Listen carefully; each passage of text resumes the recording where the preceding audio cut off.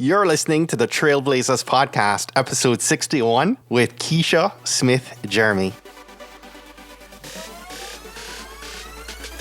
You're listening to the Trailblazers Podcast, where we will explore the stories of successful Black professionals. Join us as we highlight the knowledge, resources, and tools of these accomplished trailblazers to help provide the know-how, confidence, and motivation you need to blaze your trail. And now, here's your host, Stephen Hart. Hello, I'm grateful that you've tuned in and getting set to share in today's conversation. I'm really excited about our featured trailblazer on this episode, Keisha Smith-Jeremie. I'm going to tell you just a little bit about her in just a moment, but before I do, I want to ask you all a question, and that is, how do you quantify hope for Black men and boys in America? And to answer that, I want you to look no further than to the work of this episode's sponsor, the Campaign for Black Male Achievement, and how they invest in our nation's hometown heroes and local leaders working on the front lines to improve the life outcomes of Black men and boys, their families, and their communities. Do me a favor and visit tbpod.com/Black Male Achievement to learn more about their amazing work in areas like high school excellence, BMA health and healing strategies, using arts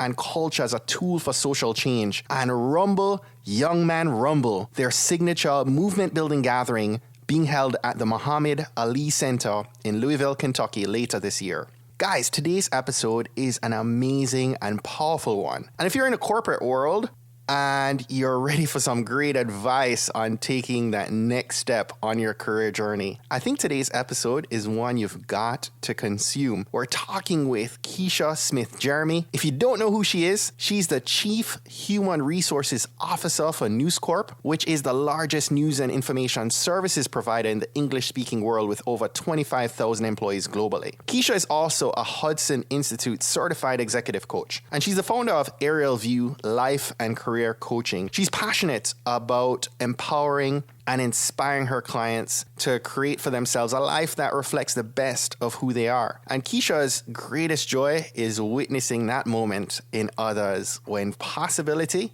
replaces impossibility. Without question, Keisha's insights in today's interview are going to leave you inspired, but also the thing I really enjoyed is that it's going to leave you with some practical nuggets of wisdom that you can put into action right now. So grab a pad and a pen or open your favorite note-taking app and get set to jot down some goodness that you can begin working on right now. I encourage and I ask you, please help me share this episode with your colleagues, your friends, and family. Go ahead and shoot them an email that, sends them over to tbpod.com. Before, we get into our conversation with Keisha, I wanted to give a shout out to one of our listeners, Annette Richards, who sent me a message that had me near tears, and I just wanted to share that with you. Annette wrote a note that reads, "Your podcast is part of my morning ritual. I listen as I get ready for work. On Monday, February 20th, it was a holiday for us in Canada, so no work, and I listened. The following day, Tuesday, I opened the podcast app to listen as usual, and of course, there is no new podcast. I kept refreshing and waiting, and I said, 'Come on, Stephen, don't tell me you're late this morning.' And it took me a good 15 minutes to recall that it was Tuesday. You'd already made your contribution to my week the day before, so I listened to a previous recording to settle. You make a difference. Thanks again. Perhaps one day, after following the example set by you and your guests, I'll be on your podcast. All the best to you and your family." Once again, thank you, Annette, for this note. I never seem to read this note without choking up. And so guys, I know the numbers tell me I've got tens of thousands of downloads happening from people in 93 countries around the world, which is crazy to me, but I often don't know who's listening, and so thanks to listeners like Annette. I'm reminded of the impact this podcast is making, and it's mission fuel for me to keep pushing harder for all of us, right? All of you. And if you've not yet done so, please, I'm going to, ask that you leave us a review over on iTunes. Your feedback, your encouragement are worth more than you know, and it's great for me to be able to put a name to the numbers. So reach out, let me know who you are. I'm likely going to begin giving shout outs more frequently for some of these amazing reviews left for us over on iTunes. I know Annette And all of you are going to be changed today by Keisha's insights on leadership. Her thoughts on what makes great leaders great. And you absolutely don't want to miss her thoughts on what's distinctive about those that rise to the top and those that get stuck in the middle of the corporate ladder. So make sure to check out the full show notes. I'm going to post that over at tbpod.com. All that said, let's get set to receive some mission fuel from today's trailblazer, Keisha Smith-Jeremie. Enjoy.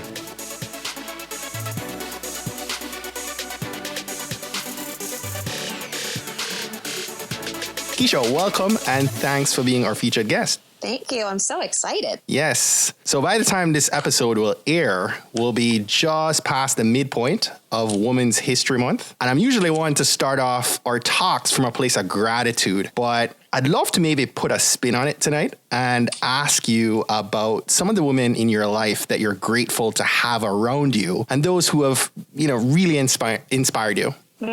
Grateful to have around me. Top of that list, probably this. If you ask this question to other people, I would imagine many of them give this answer, but my mom is absolutely top of that list.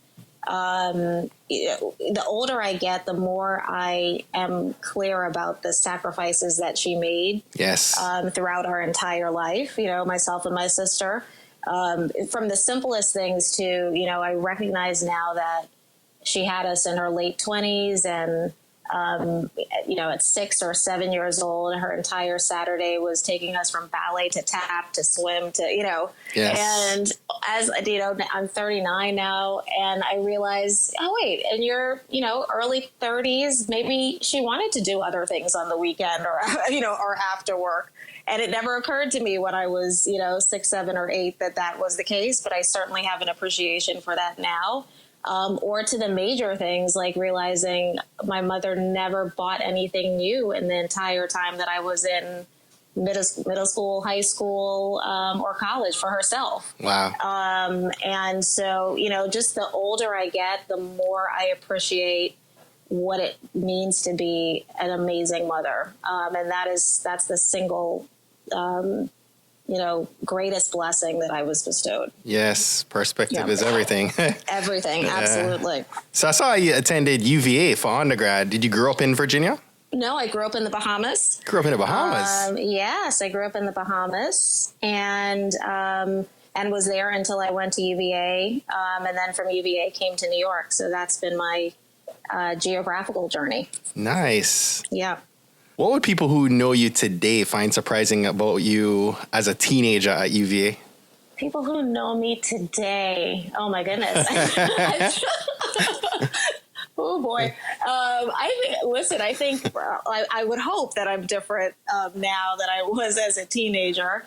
But it's so one of the other things in terms of who's around me that I feel blessed about is I actually have in New York a lot of my great girlfriends from college. Really? We all, happen to, at various times, somehow many of us have ended up in New York.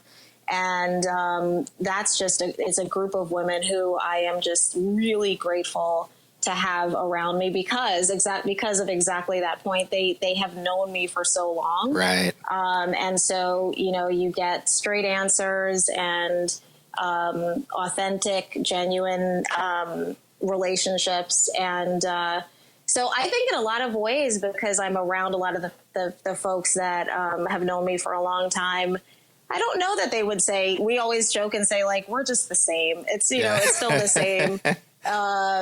I probably, back then I lasted past 8 o'clock, but I think in many ways still the same quirky, silly, silly person. I always joke with my wife that, I think my kids will find it funny if I told them that I was a dancer, like the one that would always go and party and be in the center of a dance floor. Yes. And today I have 2 left feet. Right. I was that person then, and I am that person now. So Keisha, you've worked with companies, right? Like the Financial Times and Morgan Stanley before your present role with News Corp, right? That's right. Yes. Let's talk about, the transitions and shifts for a bit. Were were the transitions in the corporate culture a challenge for you, going from one industry to another?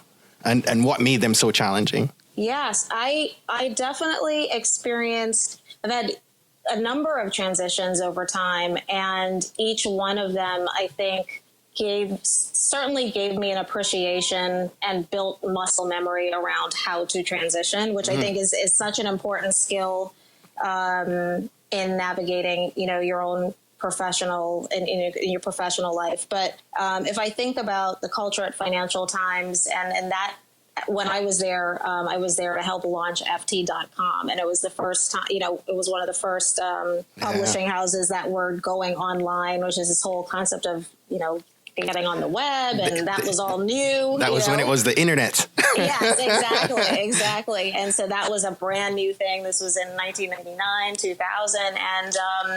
And it was a very, publishing tends to, lots of creatives and genes at work and, much more casual, a pretty casual culture. And I moved from that to Morgan Stanley, which is the opposite of that, right? Suits, navy, black, gray. And interestingly, I would say my personality, I'm probably much more straight-laced in this regard. So I probably felt more comfortable at Morgan Stanley. I expected that that's how it would be at work. Probably growing up in the Caribbean, you just have a little bit more of a straight and narrow work ethic and kind of expectation about how you interact at work. Yes.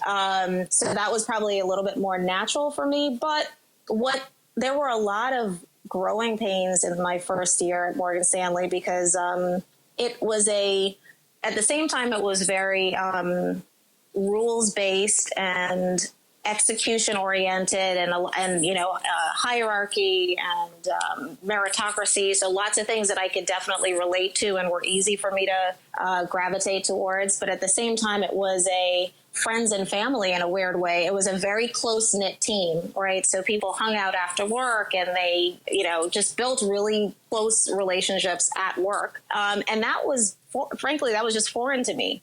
And so I found myself kind of out on the outskirts of things and not exactly understanding the culture. So I got in trouble in the very early days. I think it was like within the first month or so, they had a department town hall and I was a recruiter and I was trying to get a couple offers out. And in my mind, it was like, go to this department town hall or get your offers out. Again, my thinking is, of course, you sit at your desk and you get the offers out because that's what's the most important thing is to produce. And the next day, my manager, brought me into his office and I thought I was going to get a pat on the back for staying behind and doing the heavy lifting while the team went to the fun town hall. And he was, expressed disappointment in the choice that I made. And, and so it was, I think that was my first of all, just being, straight A student and kind of teacher's pet, just always aiming to excel. Yeah. If I think about it, that might be literally the first time I ever got in trouble at work or at school. And it was really jarring for me. And I first, if I think back at it, I think it was jarring because I wasn't used to the experience, but then also because in my mind, I was like, but I was doing the right thing. And one of the things that I've learned over time, and I'll bring it back to this concept of transitioning cultures, is there really isn't a right or wrong when it comes to culture. When we talk about professional culture, it really is about culture is about, these are the rules of engagement. Here's how we interact with each other. Here's how we talk to each other. Here's how we get things done. Here's how we get things approved. Here's how we fill in the blank. And in order to excel in an ecosystem, you have to first study that culture. You need to understand the rules of engagement and then flow with them, right? And as you get more senior, you can customize and adapt and maybe influence. But when you get there in the early days, you need to first understand the ecosystem so that you can learn how to thrive in it and maybe eventually influence it. And so a lot of people get stuck in but I was doing the right thing, right? And can't absorb or understand that actually you just have to figure out how things work here first and go with the flow and, and then shift from there. Right. Just being more open-minded and That's being right. receptive. That's right. Flexible, agile. Absolutely. Right. So, given your experience and wisdom as an executive coach, I was hoping, we could maybe share some of your insights on leadership.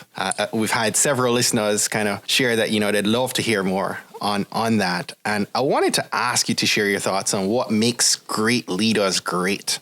So, this is where I spend a lot of my time helping, good leaders become great, both in my day job and also, as you said, in private practice. And there are three things that come to mind when I think about what makes a great leader great. And the first thing is their ability to create fellowship.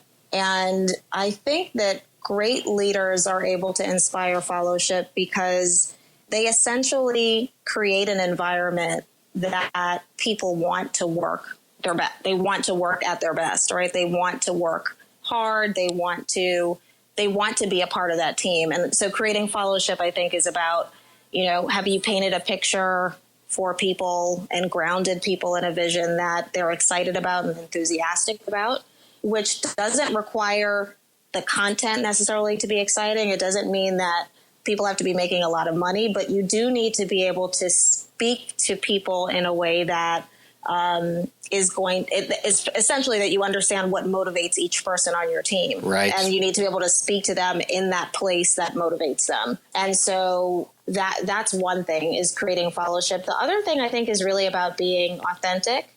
And authentic, I think, comes in a number of different ways, doing what you say you're going to do. The rules apply to you is also another way of being authentic. And frankly, just practicing what you preach, I think those are the three flavors of authenticity that really distinguish between, people that people will follow to another place, people that people will run through walls for, and people that are just your boss. And the last bit I would say is transparency. I think a lot of managers, and they distinguish between managers versus leaders, a lot of managers shy away from the tough conversations. Great leaders have built muscle around how to have a tough conversation and leave someone with their dignity intact, how to have a tough conversation, and frankly, how to even take and receive feedback as well. As you talk about shy away from, I can't help but ask your thoughts on, shying away from someone who is smarter, to be able to lead someone who may very well be smarter than you in many ways. Yeah. About embracing that. I mean, so let's make that number 4. That's so important. And actually, to me, I would say it's essential that as a leader, you are able to have people on the team who are smarter than you. Yes. One of the things I learned a long time ago is I am strategic thinker. I'm execution oriented, but I am not detail oriented. And so on my teams, I've managed a lot of different teams over the last 20 years. And when I got to the point where I was able to pick my teams and hire people into roles, I've always made sure that I have a right-hand person or people on my team who are detail oriented. Yes. I feel like you absolutely want to know the thing that you're great at, but that's your superpower, but you also want to know the thing where you need to buy a superpower, right? Buy and borrow. And I think you should enthusiastically embrace that. I think that you bring up such a good point. It's so critical that you have an awareness, but then just go with that. Right. Not in any way should you try to be intimidated or absolutely. Try to shut it off. Yeah, absolutely. So, what's distinctive, right, about those that, as we were talking about this, those that rise to the top and then those that get stuck in the middle of the corporate ladder? Well, I think it goes back to this point of feedback. And I don't feel like you can't underestimate this concept of feedback enough because as you get more senior, you're going to get less feedback.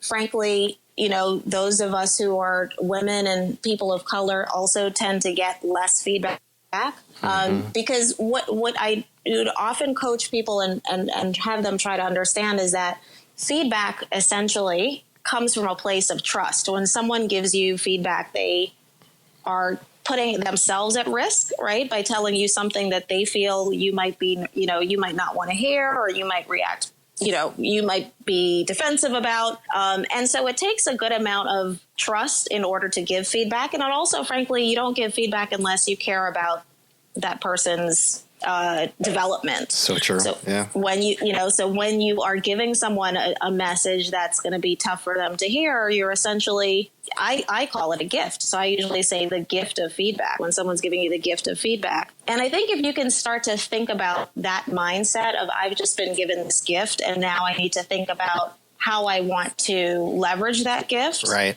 It takes some of the sting out of it. And so what I think has made me personally successful is the ability not only to receive feedback, but to consider feedback a gift, but then also to get really good at creating an environment where people want to give you feedback. So what do I mean by that? If you're someone who presents something and you might say to your team, how do you guys think I did there? Or the people that work for you, they listen to you on a call. Right. You invite it, right? And they're listening to you, and you could say, would you have done that any differently? What do you think? How do you think that person felt? I was actually in a meeting today, and I was sharing some things with my direct reports, and 2 of them left, and the third person who remained behind, I just said to her, what do you think? Did I share too much? Was that enough? Did you how do you think they, and it's just a matter of, let's just make this easy, right? Let's just have feedback be this thing that we do because we respect each other and we want each other to get better. Right. And so that's just what feedback is. I think this getting stuck in the middle, many people who are stuck in the middle have built a wall around themselves that prevents them from getting feedback that they need, or they get feedback that they need to hear, but they can't see it as a gift. And so they essentially can't leverage that information to do what they need to do with it. That's such an interesting point, because so many people have a natural tendency to be aware of what's happening around them and keeping an eye open for who's trying to limit them. Yes. But yet, so much of the limitations we experience are ones we place on ourselves. Absolutely. In that regard. Absolutely. Yep. And mindset is such a powerful, what's the right word? I don't know, dynamic, or just, it's such a powerful thing to get a hold of, right? The ability to harness your mindset and to, get your mindset to be aligned with your purpose is such a critical skill. So the second thing I would say is around, do you know who your stakeholders are, and do you know how they define success? Lots of the people that I work with, when they come to me and there's a disconnect between where they want to be and where they are today and in their professional careers, or they're having troubles with their boss, or they feel like they've been stuck in the role for a long time. And we look at this from lots of different angles, and often it's around how they've defined success. And the fact that they're the only ones whose definition of success is influencing how they do this particular job. And so the critical questions to ask as you get more senior and you get to a new role are always, so who are my stakeholders? Who matters the most here, right? Who are the people who, when I'm not in the room, they need to say, she's doing an awesome job? And particularly, how do those people define what success means for your role? So you're providing them with a service. What do they think is the most critical service? How do they define that is an excellent product? Right. And often we take that for granted, particularly if we're in roles where all of our stakeholders are internal. I think people who have roles where they have external stakeholders, they tend to have that awareness. But for a lot of us that have internal stakeholders, I think we often underestimate how critical it is to really understand whether we're doing the job as our stakeholders, define it. And the last one I would say is just low ego. Yes. I used to say all the time that I think of myself as a consultant, and people will be like, well, what do you mean by that? I say, well, I think my job is to come up with solutions and a menu of options and, ultimately my client decides what they're going to buy. And so I don't go into them saying, this is the best and only way to do this, or I don't have in my mind, this is the only way to do X, Y, Z, or this is the HR agenda. My clients have an agenda and I bring them solutions to bear on that agenda. And I can get a sense of pride about any one of the options that they take, and I'll execute along those. I think having low ego in that regard also enables you to move around and be selected, to be fungible enough to move around and to be selected to do a whole host of things, as opposed to being someone that people will say, yeah, you can only put her with XYZ client or XYZ situation. Right. Low ego allows you to be someone who ends up getting, I think, a multitude of opportunities. I love these, and I love the angle, and I love those responses. Those are great. Great. So one of the things with the podcast, is that we tend to learn the most from guests who are transparent about their roadblocks, right? Mm-hmm.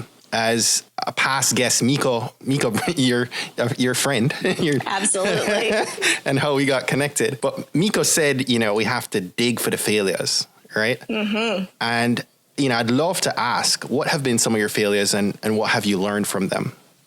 All of them come to mind pretty easily. The one story that I will, that I can share that I think will resonate with your audience is, when I was back at Morgan Stanley, the year before I made partner was probably the toughest, most challenging year, in my, 13 years there. And, as you move up that ladder in particular, and, when you kind of know that you're going to make partner, it's a stressful time. But that year, at the end of that year, my boss came to me and basically said, we've had a lot of, challenges this year. We have had a lot of complaints from clients. I mean, it was just all of this feedback that was, as I've said, feedback is always tough to hear. Yes. And it was just kind of like, oh my God, this is a year that I'm supposed to be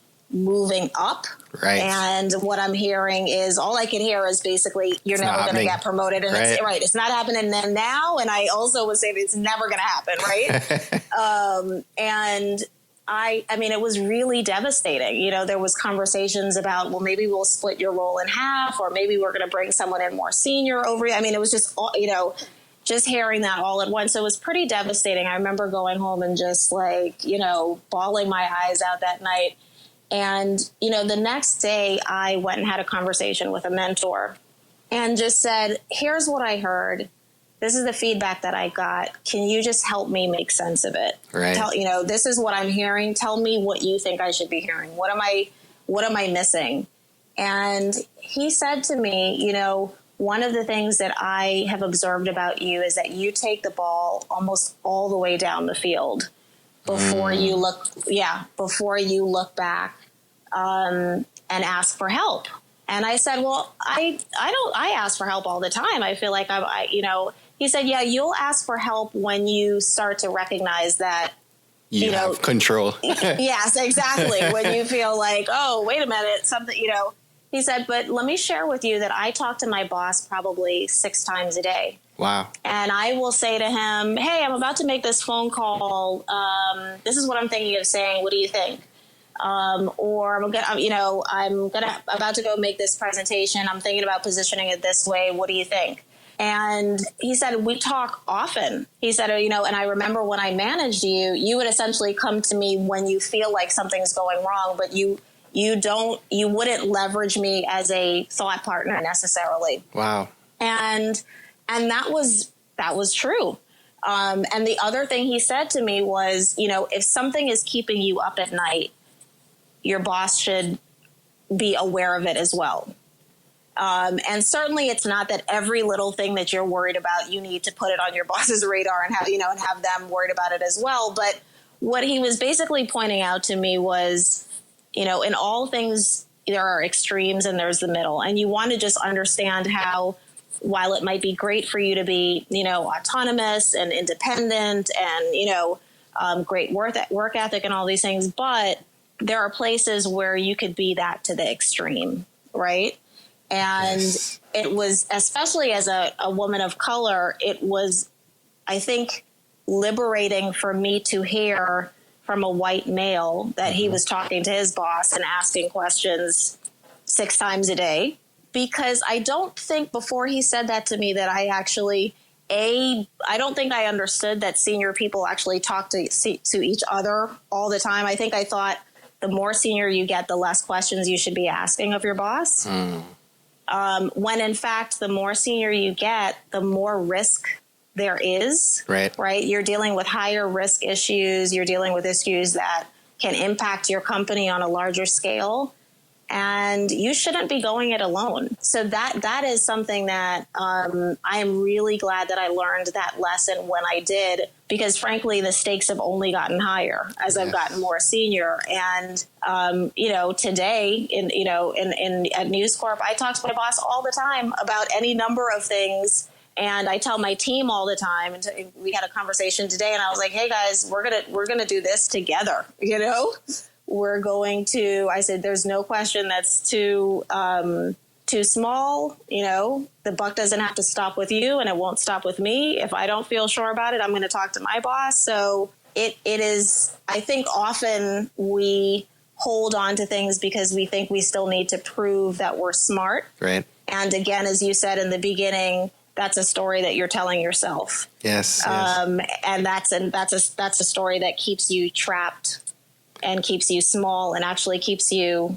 junior, keeps you coming off as junior, as opposed to if you embrace the fact that, of course, I'm smart, otherwise I wouldn't be in this role. Of course, I'm senior, otherwise I wouldn't be in this role. And so I should be interacting with my senior colleagues from a place of, truth and authenticity. It just opens up a whole lot of different options for you. Yes. Yeah. As you touch on this, the value of that advice from your mentor, and it sounds like this is now a mindset for you as to how you also encourage your reports to absolutely to have that relationship. Let's talk about your thoughts on the value of mentorship and maybe also sponsors. Sure. Yep. Supremely critical to have both in your corner. Mentors obviously are the folks who are, probably slightly a little more senior than you, maybe have been in some of the roles that you've been in, and you leverage them to bounce things off of. They are thought partners. They can give you advice. And I certainly, for the entirety of my career, have leaned heavily on mentors. I've sought them out. People have sought me out. I've met people that I found impressive and basically said, "Oh, you're taking me under your wing," right? Right. And so I'm a big believer in mentors, and frankly, spend a lot of my personal time giving back in that way as well. Sponsors, though, are a little different in the sense that the sponsor is someone who can actually get you the next job, right? Yes. So that's someone who you're not always you can leverage them for advice, but actually in this case, this is a person who you want to go to with some of the answers. This isn't the person that you let it all hang out and say, I have no idea what I'm going to do. I don't know, that you can do with a mentor. With a sponsor, you actually want to come to them with, this is where you have your, what do you call it? Game face, right? you bring the A game, yes. The full package to the sponsor. And a sponsor is someone who can actually make things happen for you. And that, I would say, is also supremely critical to have as you become more senior, to have people who are in the rooms that you want to be in, who know who you are, who know your reputation, who know what you want to do next. And this is critical because so many of us don't tell anybody what it is that we want to do next. Where you're trying to move, right? Yeah. Yeah. We don't tell anyone at all what's on our, what would make us thrilled to do next or to experience next, or what we're open to, or that we're ready for change. A lot of us take the approach of just keep doing what you're doing and it's going to just happen. You really do need to put your hand up, at least make someone aware. And I think someone's aware that you're up for the next thing. And again, leveraging their wisdom on and thoughts on that, right? On how to get there. Yeah. Absolutely. Absolutely. And if that's a good move. And that's right. And getting advice on whether that's a good move for you and what does that mean and what would it take to get there? All of that. Absolutely. I wanted to ask you 2 questions, right? Sure. What is your greatest fear? Do I get to hear question number 2 so I can think about that a little bit more? What is your greatest hope? What is my greatest fear and what is my greatest hope? My greatest fear is that I'm going to come to the end of my time and I still will not have lived up to my full potential. Because I really still don't feel like I have.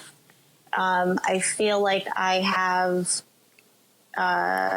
more in the tank. Yeah, I feel like I have more in the tank. I have unexplored, creativity and dreams, things that I would still love to be able to. There's this quote by Rumi the philosopher. It says, basically, your soul will remain restless until at last you paint all your colors on the sky. And that's how I feel. I don't think I've painted all my colors on the sky yet. So that's that little fear I have inside of me. And that's what pushes me to just explore, that's why I opened the coaching practice. There's, all the gifts and talents that I have. I want to make sure that I, frankly, pay tribute to them by actually making something of them. My greatest hope is that I come to the end of the road with a sense of fulfillment, with a sense of just, deep connection to family and friends. That really would be my greatest hope. That's the first I've asked those questions, and I love the responses. Is that right? I love that. So I'd love to have you maybe share some tools and some resources with our listeners before we wrap things up. I'd love to know a book that you've read that you couldn't put down and you found it tremendously useful. Oh, so many. I'm such a bookworm. Feel free to share a couple. Yeah, I'm such a bookworm. I'm looking on my bookshelf as we're talking because there are just so many. So for people who are thinking about, I've done a lot of things professionally and I think I want to do something, but I don't know what it is that I want to do. There's this book called Working Identity, and I love it because it actually helps you think about all the things that you're great at and all of your interests and helps you actually map through how you can experiment to figure out if certain what paths might be of interest to you. And I love that it's a practical book, right? So it actually gives you exercises. So that's called Working Identity. Who's the author of that book, And the author of that book is Herminia, Herminia, Ibarra, Ibarra. Okay, awesome. Yep. And then, kind of on the maybe other end of the spectrum, I'm a huge fan of Brené Brown. And there are 2 books that she has. One is called The Gifts of Imperfection, and the other is Daring Greatly. She has a ton of books, but these 2 books in particular are just absolutely amazing books. And essentially the premise is all about, really getting to understand who you are as a person, what the things are that where are your blocks? What are the things where you put up your walls, and how you need to kind of do that self-work in order to be able to move forward. So those 2. And then the last one is Crucial Conversations. This one for sure, a great book. And it is all about what it says, crucial conversations, but both, I would say, professionally and personally. It's a skill that many of us, we take for granted that it is a skill. That's really what I want to say here. Having a tough conversation requires, like anything else, practice. Yes. And the foundation of this book really is about a couple of things. One is, you need to start with yourself. So before you're about to have a conversation with someone that's tough, you really want to think about, what's my role in this? What is it that I want from this relationship at the end of this conversation? And what is it that I'm willing to, what's the part of this that I'm willing to own? So you start with you, and then you make sure that you're creating an environment with your words that is going to put the other person, at ease, and that actually helps them to understand what your intentions are for the conversation. And it has, it basically takes you through these steps that enable you to write a script for the various situations. So I've used it a ton in my personal life. I've used it in my professional life. It's a really, really great book. I'm excited to get that. Yes, it's Crucial Conversations. That's a really good one. Yeah, these are great books. Yeah. Yep. What's an app, software, or tool that you use every day that you can't live without? I don't use it every single day, but I'm a big fan of LinkedIn, and I think people maybe underestimate its usefulness. Yes. Obviously, because I grew up as a recruiter, and so we were kind of like the guinea pigs of LinkedIn when it first started. So I've been using it for a long time, but I recently actually was reading a book that I was really interested in. And I said, you know what, I would love to talk to this author. So I looked her up on LinkedIn and was able to direct message her, and thinking about engaging her for a particular assignment. Wow. But, in the age of connectivity that we live in, LinkedIn is an awesome tool to be able to figure out who's where and who's working at a place that a place that you might want to work at. Who do you know who's already there? What degrees of separation between you? It's really a fantastic tool that I think people don't leverage nearly enough. Exactly. Yeah, nearly enough. But I answer. People reach out to me all the time with inquiries. I answer all of my email, my LinkedIn message inquiries that I get. I had a woman, a head of HR in Brussels, reach out to me recently because of an issue that they were working on, and she realized that News Corp had done something similar, and she just direct messaged me, and we ended up having a call and chatted. So it can connect you so quickly to people all over the world. It's an incredible, incredible tool. Yeah. So our last question for today. Yeah. What's one thing our aspiring trailblazers should put into action this week to help them blaze their trail? I would say there's one other book. It's called The One Thing.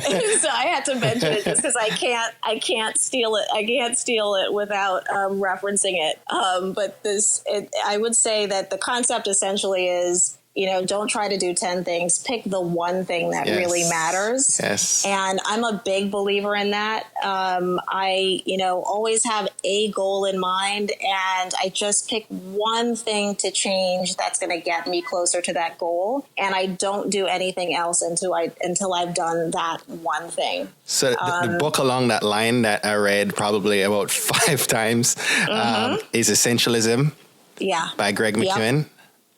Another great book along that same kind of mindset.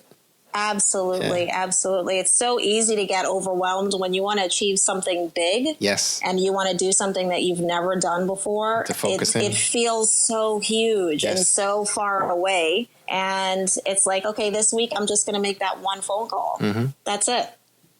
Just put that on your list. And so, I think commit to doing one thing every day that is in honor of whatever that big dream is that you have, and not let a single day pass without doing one thing in honor of the dream.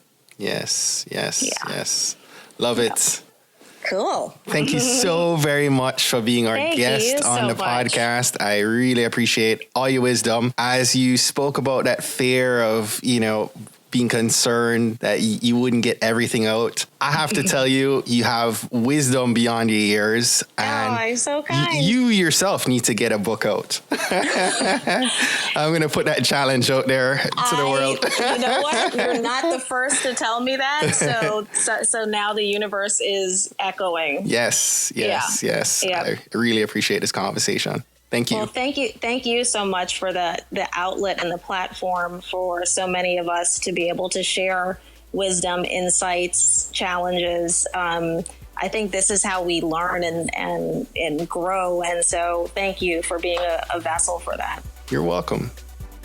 Well, that's it for today. Thanks again for listening to this episode of the Trailblazers podcast. I'll be posting links to all of today's book recommendations and links mentioned on our show notes page at tbpod.com. If today was your first time listening to the Trailblazers podcast, I just want to extend a warm Trailblazers welcome to you. We're so happy to have you here, and we encourage you to go ahead and hit that subscribe button in your favorite podcast app. Go ahead and browse through some of our past episodes to keep the knowledge flowing. If you're a fan of the podcast and today's content, and you're maybe already subscribed to the podcast, please continue to share and invite your friends, your family, or colleagues to listen to an episode that you think might impact them most. We believe that someone listening to these inspiring stories will be moved to make significant changes that will have generational impact for many others, both now and well into the future. Don't miss next week's episode. New episodes are released each and every Monday by about 5 a.m. Eastern. Trailblazers, jump off this podcast today. Go find a way to rise above, go way beyond,